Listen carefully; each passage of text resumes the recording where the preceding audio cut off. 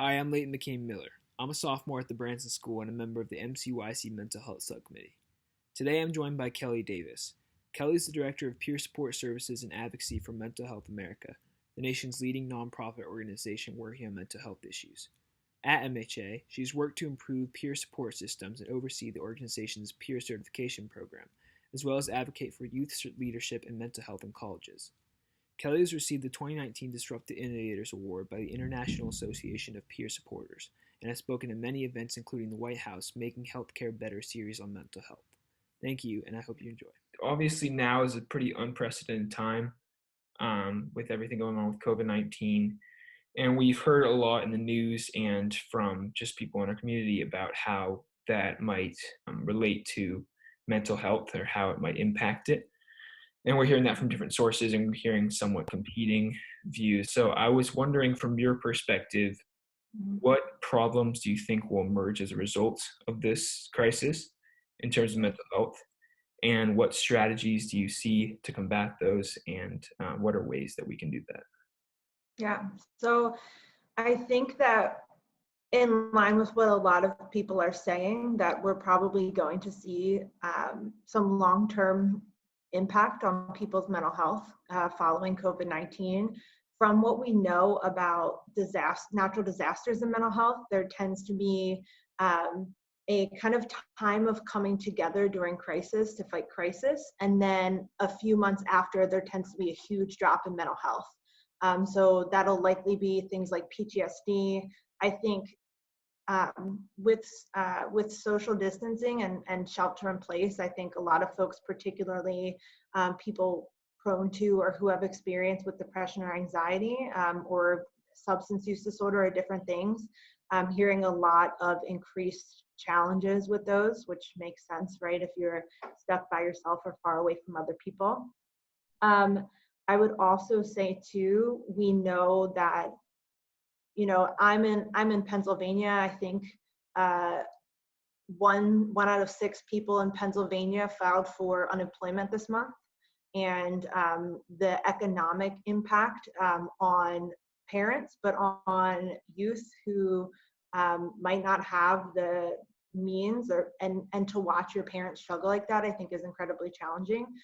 So I think we're in a position where we're going to see a lot of, unfortunately, long-term impact. We were already seeing a crisis in loneliness, in suicide, in what they call, a lot of the research calls deaths of despair, which is suicide and alcohol and opioid related deaths. And I hope we're wrong, but it's likely that we're going to see an increase in those. In terms of what we can do, I think one of the things that's been really exciting is that there's been a lot of challenge around getting insurers to pay for virtual mental health services, whether that's telepsychiatry, whether that's like meeting with your therapist over Zoom or FaceTime, and we've seen a lot of those regulations loosen up because people can't be in person. And I think that that's something that all insurers are really going to have to do. And I think it's better in the long term because a lot of people do prefer video support. I think in addition to that, I work in peer advocacy, and I think given the scope and the breadth of the problem, that communities are going to be really key, and training community members to offer support to one another, to help people navigate services, because I'm sure you all know it's really complicated to even find help. We're already experiencing shortages, and it's going to get probably worse, not to unfortunately be doom and gloom, but it's going to get worse as more people want support. And I just think the power of communities and technology to teach people some of the skills that they would learn in traditional therapy, but also to connect people to one another, are really important. I know in my mental health experience, so I was diagnosed with bipolar disorder and am in recovery from eating disorder and substance use disorder. And traditional treatment and psychiatrists and therapists were helpful to me, but I think community and being able to talk to other people who've lived through something similar was really continues to be a really powerful experience. So I think utilizing technology, whether that's talking to therapists over apps, over FaceTime, or there's a lot of apps now for like self-help. So at MHA, we run an online screening program where it's different. I think we're up to 13 right now, clinically validated mental health screens. So what that means is they're the same questions that your psychiatrist or your primary care physician would ask you. And we've gotten almost 5 million screens. 2/3 of the people who are on that screening site are under 24, and 2/3 of them are screening positive or moderate to severe. And the biggest thing that people actually ask for, and I do a lot of work with youth and young adults around mental health, is a lot of people want do-it-yourself and self-help tools. So I think that that's also going to play a role. A lot of apps aren't well researched at this point, but I think that they're starting to be, and they're starting to be like more evidence-based around preventing or reducing depression, anxiety, and different things. So probably technology, I think peer support, and I think the workforce development issues. So like how many therapists and psychiatrists are available there's a shortage. So I think that relying on and supporting community members in learning how to support one another is going to be really, really essential to getting us through this time, and then potentially bringing more people into the field too. And I noticed that on Mental Health, the website, you guys had a kind of a pop-up list of information and resources that you could access that were special for COVID-19. So that's important. And that kind of leads to the next question, which is that in regular times, obviously these are special times, and even more so, it's important to be allies. But how can we be effective peer allies for the people that are around us? So I think one is just learning some basic peer support skills like active listening. I think one of the hugely transformative, really simple things that makes a big difference for people is saying, do you want advice? Do you want problem solving, or do you just want me to listen? I think makes a big difference. Speaking openly, particularly, we're social distance right now, but I think having open conversations, whether those are community events, whether those are posters around your school, posters around the community, but storytelling, I think events too, to create an environment, and also through social media, but really helping and leading, and it sounds like you all are doing this already, but really leading to create environments where it's okay to talk about it, I think is really important as peers, and sharing your personal experience and just letting people know that you're a safe person for them to talk to. And if they want help, being aware of local resources, I think can help too. Mm-hmm. Another question we had is that we're in a different age where social media has come into play, and I think we all here have grown up using social media to some extent. And how do you think that's changed the landscape of mental health so far, and especially how is it now? Because now it's probably being used as one of the last tools we can use to Yeah. connect with each other. But how overall has it changed the landscape of mental health? I think there's a lot of debate on that. So there's a lot of people, anytime there's a large social change, people freak out and they blame whatever it is on all the social problems. So I think that there's some evidence that spending more time on social media can increase depression and anxiety. I think a lot of that has to do with comparison to other people, feeling like you're left out, or you're different from other people, or everybody's doing better than you. I think that's a kind of human problem, and social media exacerbates it, right? So like seeing everybody out without you on Snapchat sucks, right? Like those things like build up over time, I think.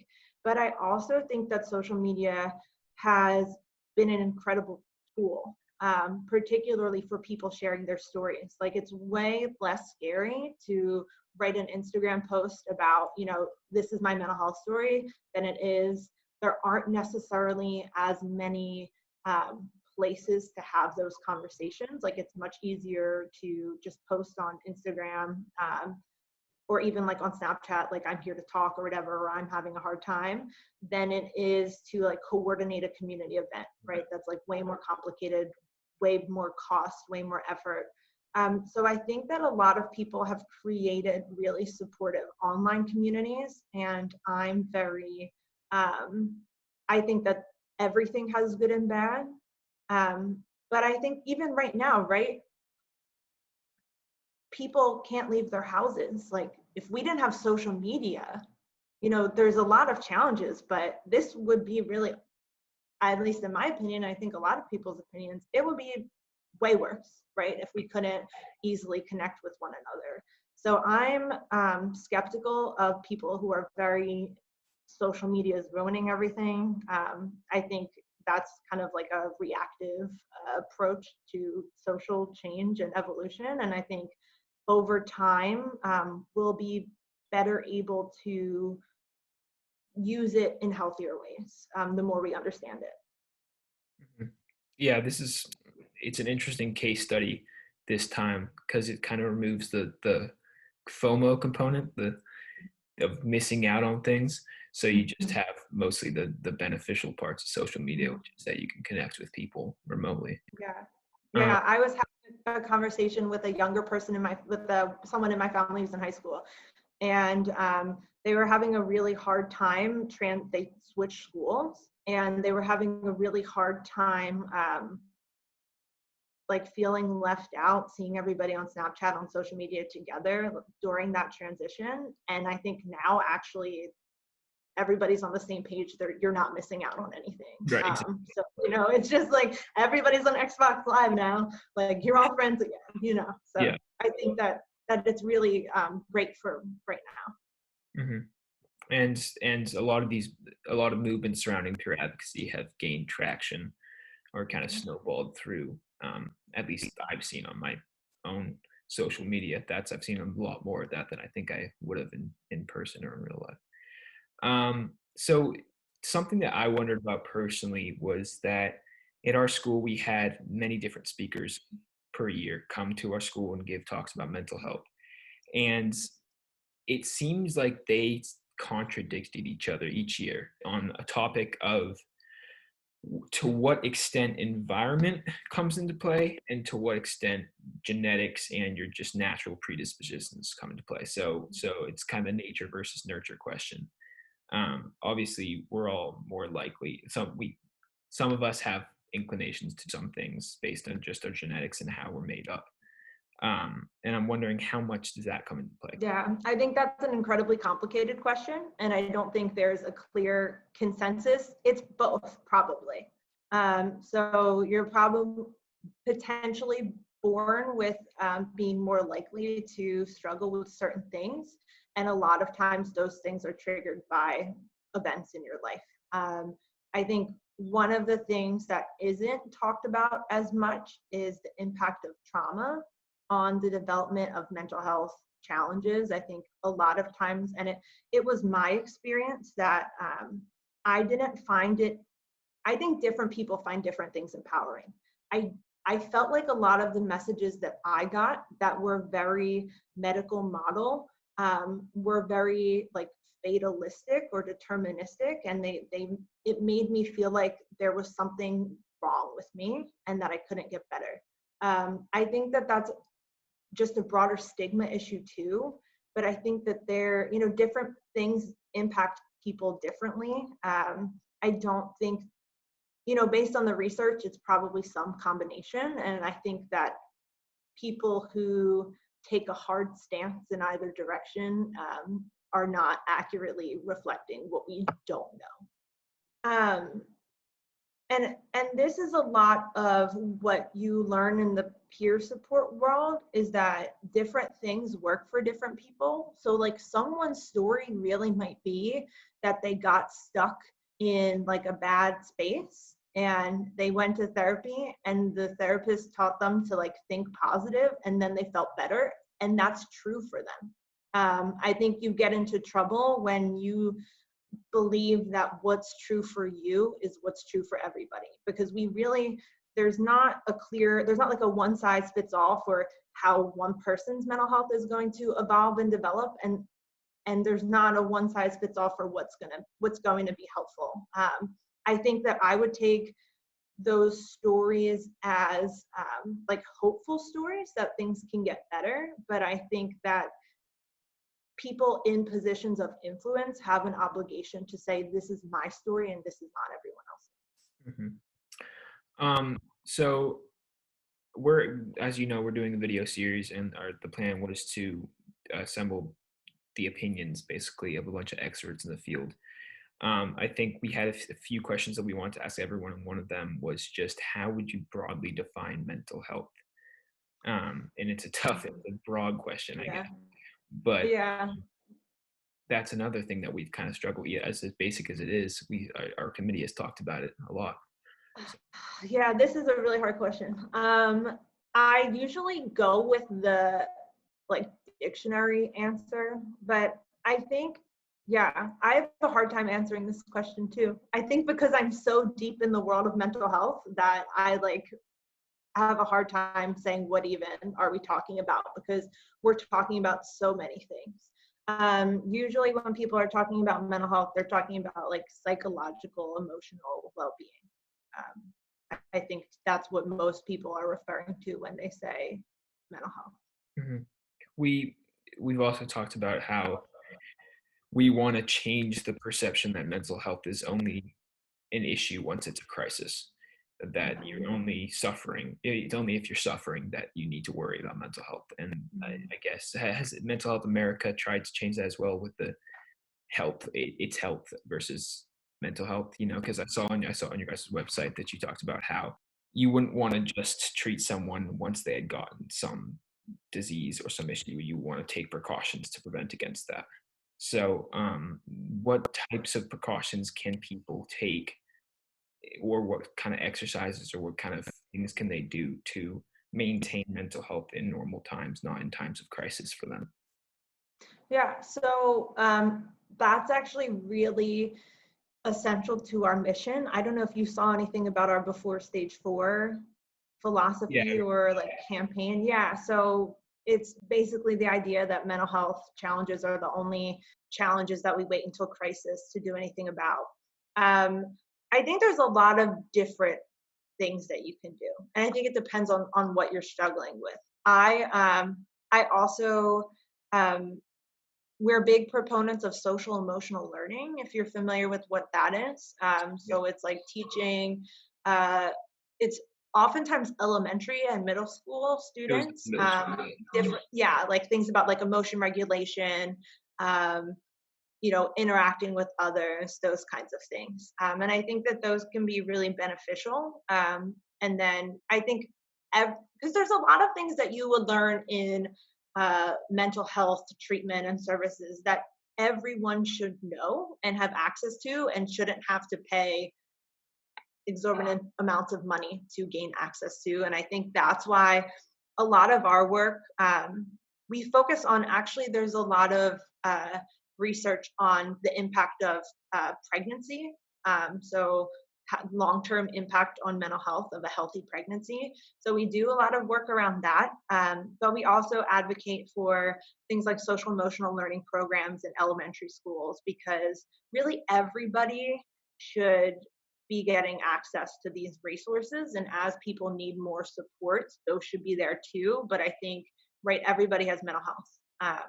And our mental health changes and ebbs and flows over time. So I think making sure that we have mentally healthy schools that are sharing this kind of information, colleges, high schools, workplaces, like those are all areas that we focus on. And it doesn't just help people who might develop a mental health diagnosis. It also helps people who have mental health diagnoses, right? Because if you are going to a supportive workplace or a supportive school, where you can more openly and honestly be yourself and talk to other people about what you're experiencing, I think everybody benefits. Mhm. It said you specialized in college mental health, or you have worked on that a lot with MHA. How if I'm wondering how exactly what avenues you've taken, or in what ways you've done that, because with high school, I'm sorry about that. With high school, there's more structure. There's you're in you're certain group of people, and you have a schedule, and you guys are more together more often. How do you do it when it's college and there's not as much structure? How do you include that kind of teaching? Yeah, it's college is a really hard time for a lot of people. Um, and the program specifically that I created and lead at MHA is very long title. It's called the Collegiate Mental Health Innovation Council. And its mission is to find and promote programs that students created that fill gaps in traditional services. So um, they're really more about embedding support into students' lives than making them kind of go out of their way to seek traditional mental health services like therapy. Even if they are, it can be obviously a complement. But so some examples are, formal peer support programs. There's a lot of those. One of the really cool, one of the really cool examples from the first year we did it was a student created a well-being curriculum that students got academic credit to take. So it wasn't something they had to do in their spare time, but it was an actual class that taught them a lot of mental health skills and connected them to other people. And I think schools are increasingly going to do that because they also understand that college students are under extraordinary amounts of pressure. The job market's very competitive. You have to do a million things, and then many students are dealing with food insecurity or homelessness. So I think as much as schools can embed resources in what students are already doing, it's really helpful. To give you like some other examples, one of the students created an app at UCLA. UCLA has everybody can do better, but UCLA has a lot of mental health resources that folks can use, but it can be hard to find. So she created a chatbot that helps students navigate what resources on campus might be most helpful to them, and also provides like wellness tips and stress tips and all that. So there's a lot of cool things that are happening, and I think that with anything, um, my work is really guided by, I grew up and in college in particular had a lot of challenges, and I think that if people in positions of power, whether they were mental health professionals or teachers or professors or whatever, if they had asked me what would have been helpful to me, I would have had a very different time. I think we do it backwards, is we tell people what they should want and we don't build it with them. And that's why I think that the programs run by the students who I work with are really successful, is because students themselves create them and they Hmm. Hmm. I'm sure that substance abuse also, that's an intertwining issue, especially in college. run. I think finally, and I think you've touched on a few of them, or talked about a few of them throughout this interview, but what are the biggest misconceptions about mental health that you personally would like to break up? I think one of the major misconceptions about mental health is that asking for help makes you weak. Um, but really, asking for help, being brave is when things are hard, right? Asking for help can actually be really hard, and people should be applauded and supported for asking for help, because it's really vulnerable and it can be really challenging. So it's not a weakness. It's everybody has mental health and everybody can benefit from different types of support. And you wouldn't say somebody's weak for trying to take care of any other part of their well-being. I think I had another one. What was the other one I was going to say? That mental health challenges or diagnoses make you bad or broken or different, and not part of what not part of society, not part of the group, not part of other people. Mental health conditions are really common, mental health diagnoses are really common, and people who have mental health conditions do awesome, amazing, wonderful things just like everybody else. And many of them, and many of the people who I get the privilege of working with, and I'm sure many of the people who you're working with too, are using those challenges to make the world a better place. So I think that folks with diagnoses are in and among a really caring community too.